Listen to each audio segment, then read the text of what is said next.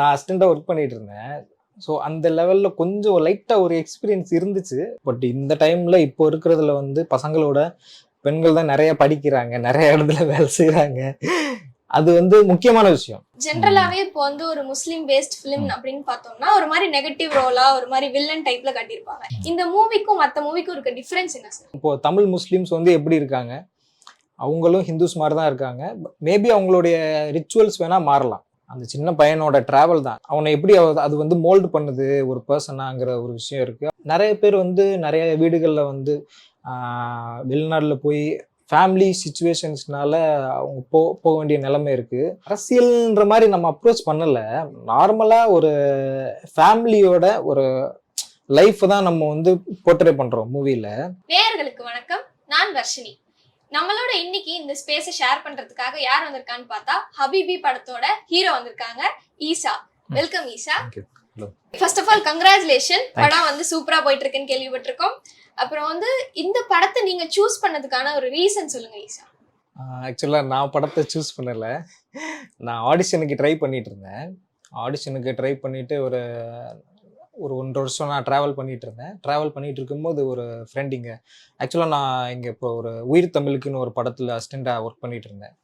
Athambawa sir டைரக்ஷனில் உயிர் தமிழுக்குன்ற படம் வந்தது. ஸோ இங்கே ஒர்க் பண்ணிட்டு இருக்கும்போது அந்த ஆஃபீஸ் ஸ்பேஸ் மூலயமா ஒரு ஃப்ரெண்டு ஒருத்தர் அஸ்லாம்னு சொல்லிட்டு சாரோட ஃப்ரெண்டு, அவர் டைரக்டரு, அவர் கூட கொஞ்சம் ஃப்ரெண்ட்ஷிப்பாக இருந்தது. ஸோ அவர் தான் சொல்லுவார் இங்கே எனக்கு ஆடிஷன் நடக்குதுன்ற மாதிரி சொல்லுவாங்க, நிறைய இடங்களில் சஜஸ்ட் பண்ணியிருக்காங்க. நானும் போய் பார்ப்பேன், இதுவும் போய் ட்ரை பண்ணேன்.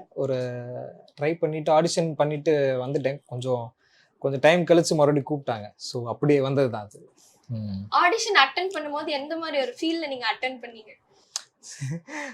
அது முன்னாடி நிறைய பண்ணியிருந்தேன், கொஞ்சம் நர்வஸாக தான் இருந்துச்சு. பட் ஓகே, சம்பவம் மேனேஜ் பண்ணியாச்சு. ஏன்னா நான் அசிஸ்டண்டாக அந்த கான்ஃபிடன்ஸோட போனால் தான் நம்ம செலக்ட் ஆகும். ஸோ அதான் சொல்கிறேன், நான் அசிஸ்டண்டாக ஒர்க் பண்ணிட்டு இருந்தேன். ஸோ அந்த லெவலில் கொஞ்சம் லைட்டாக ஒரு எக்ஸ்பீரியன்ஸ் இருந்துச்சு. நான் ஸ்கூல்லேயும் கொஞ்சம் இந்த மாதிரி டான்ஸ் பண்ணுறது, ட்ராமா பண்ணுறதுன்ற மாதிரி ஒரு எக்ஸ்பீரியன்ஸ் இருந்துச்சு முன்னாடியே. ஸோ எனக்கு ஈஸியாக இருந்துச்சு. ஆக்டிங் கிளாஸும் நான் பண்ணிட்டு இருந்தேன். இங்கே ரெஜின்னு சொல்லிட்டு ஒருத்தவங்க, சென்னை தியேட்டர் அகாடமின்னு ஒன்று இருக்குது, இந்த கிளாஸ் போயிட்டு இருந்தேன். ஸோ மோஸ்ட்டாக ஓரளவுக்கு மேனேஜ் பண்ணியிருந்தேன். பட் கூப்பிட்டாங்க, அது ரொம்ப சந்தோஷம். ஸோ அப்படி தான் அமைஞ்சது ஹபீபி.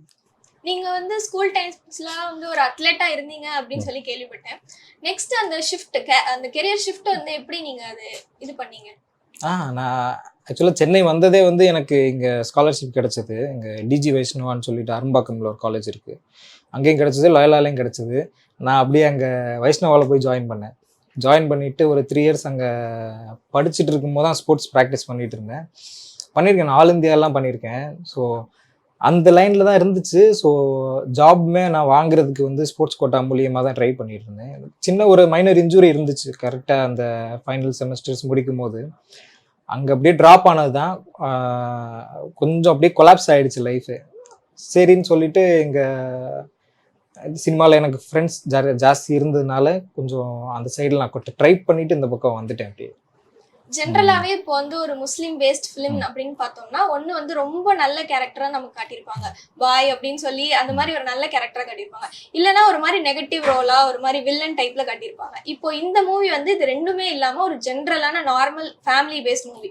இந்த மூவிக்கும் மற்ற மூவிக்கும் இருக்க டிஃபரன்ஸ் என்ன சார்? நீங்க சொல்ற மாதிரியே வந்து நிறைய இடங்கள்ல அந்த தப்பான ஒரு போர்ட்ரேயல் இருக்குல்ல, அது ரியாலிட்டி கிடையாது. நிறைய இடங்கள்ல வந்து அவங்கள வந்து கொஞ்சம் ஜாஸ்தியான ஒரு அவுட்புட்லேயே தான் காமிச்சதுனால அவங்க மேலே நம்ம அன்கான்சியஸாகவே ஒரு ஸ்டீரியோடிபிக்கல் ஒரு வியூ ஒன்று இருக்கும் அவங்க மேலே.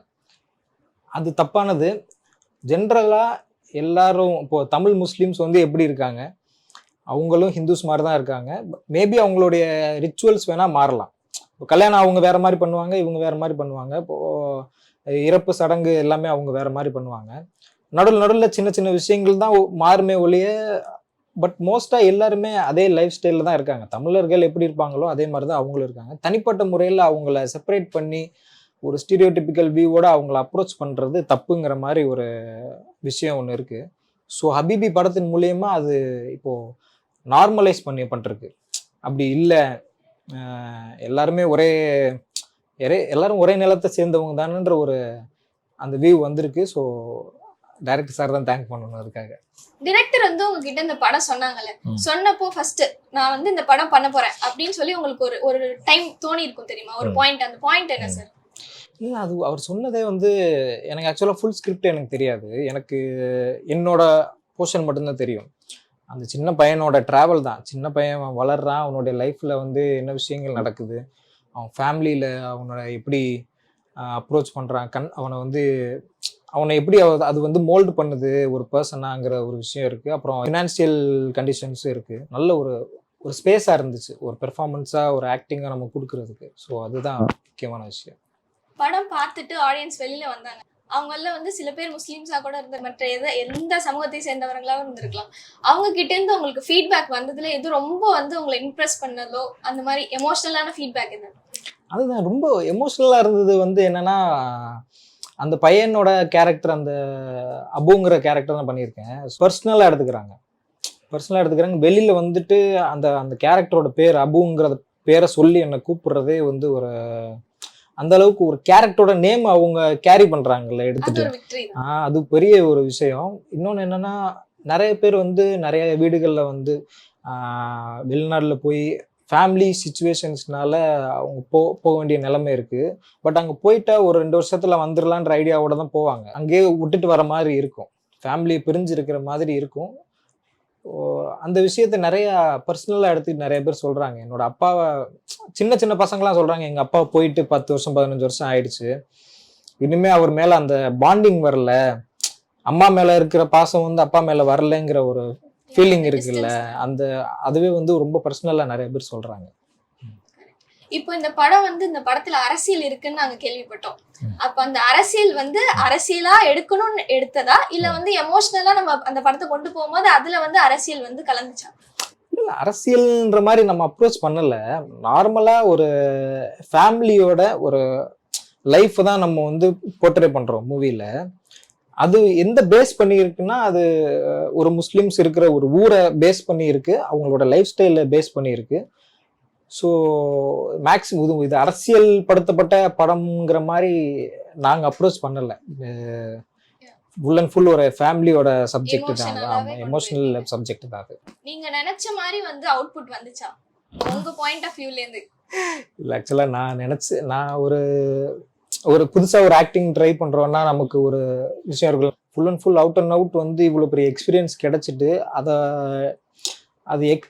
அதோட எக்ஸ்போர்ட் நமக்கு இதில் கிடைக்கும் போது, ஸ்க்ரீனில் கிடைக்கும் போது வந்து அது ரொம்ப பெரிய விஷயமா, ஒரு ப்ரௌட் மூமெண்ட் மாதிரி தான் அது. ஆமாம். இப்போ அந்த படத்துல ஒரு ட்ரெய்லர்ல ஒரு டயலாக் சொல்லியிருப்பீங்க, இந்த மாதிரி வந்து பொண்ணோட சம்மதமும் நமக்கு முக்கியம் அப்படின்ட்டு. அதை வந்து நீங்க எப்படி பாக்குறீங்க? இந்த ஜெனரேஷன்ல இருக்கும் போது இது ரொம்ப ஒரு முக்கியமான பாயிண்டா இருக்கு. அதை வந்து நீங்க எப்படி பாக்குறீங்க? அதான், நீங்க இப்போ முன்னாடி இருந்த விஷயங்கள் எப்படின்னு தெரியல, பட் இந்த டைம்ல இப்போ இருக்கிறதுல வந்து பசங்களோட பெண்கள் தான் நிறைய படிக்கிறாங்க, நிறைய இடத்துல வேலை செய்யறாங்க. அது வந்து முக்கியமான விஷயம். என்னன்னா, ஒரு லாங் பீரியட் ஆஃப் டைம்ல இருந்து அவங்கள வந்து ஒரு ஒரு ஒரு ஒரு சாக்ரிஃபிஷியல் லேம்ப் மாதிரியே அவங்கள வந்து ட்ரீட் பண்ணிக்கிட்டே இருந்த பீரியட் போயிட்டு இப்போ அவங்க வெளியில வர்றது.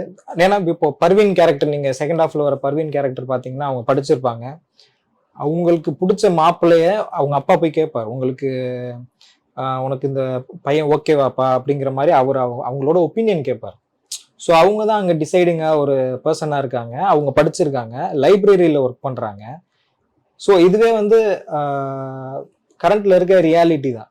நிறைய பேர் படிக்க வைக்கிறாங்க, பட் படிக்க வைக்காதவங்களும் இது மூலியமா அவங்க ஒரு அவங்க தெரிஞ்சுக்கிட்டு இன்னும் நம்ம படிக்க வைக்கணும்ன்ற ஒரு ஐடியால வருவாங்கன்ற விஷயத்துக்காகவும்.